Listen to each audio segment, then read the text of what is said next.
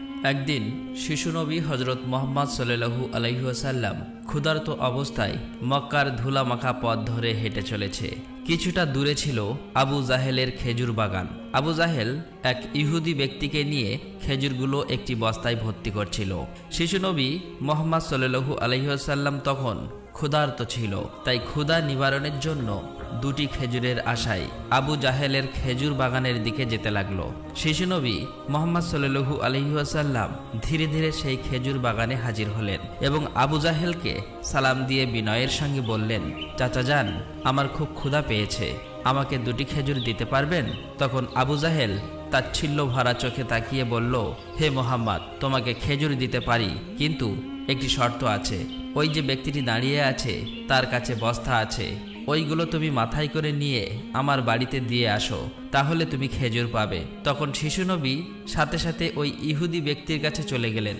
ইহুদি লোকটি তাকে অবাক হয়ে দেখে বললেন, হে বালক মুহাম্মদ, তুমি কি জন্য এসেছো?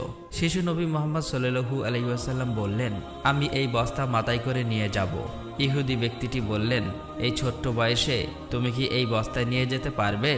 শিশু নবী বললেন, নিশ্চয়ই পারবো।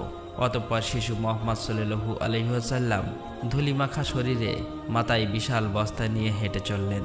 ছোট্ট ছোট্ট পা, ক্লান্ত দেহ, কিন্তু চেহারায় এক অপার্থিব শান্তি। এবং তার পিছু চলেছে আবু জাহেল এবং সেই ইহুদি ব্যক্তি।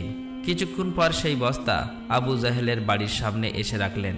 তখন ইহুদি ব্যক্তি এই বস্তা নিয়ে বাড়ির ভিতরের কোণে রেখে দিলেন। তারপর শিশু নবী হজরত মুহাম্মদ সাল্লাল্লাহু আলাইহি ওয়াসাল্লাম বললেন, চাচা যান, আমাকে খেজুর দেবেন না? তখন আবু জাহেল মাত্র একটি খেজুর দিলেন। তখন শিশু নবী হজরত মুহাম্মদ সাল্লাল্লাহু আলাইহি ওয়াসাল্লাম বললেন, চাচা যান, আর একটি খেজুর দেবেন না?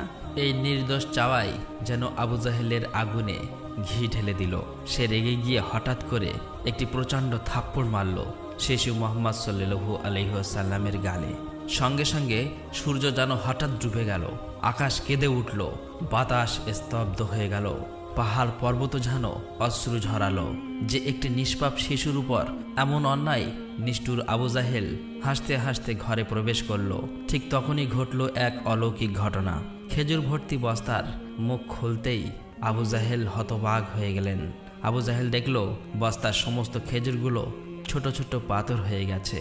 চোখের সামনে এমন অলৌকিক ঘটনা দেখার পর সেই ইহুদি বিস্ময়ে হতবাক হয়ে গেল।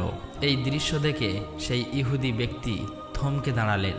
এমন অলৌকিক ঘটনার কথা জানানোর জন্য ইহুদি ব্যক্তিটি দ্রুত তাদের নেতার কাছে ছুটে গেল, কিন্তু নিষ্ঠুর অত্যাচারী আবু জাহেল তখন ঘর থেকে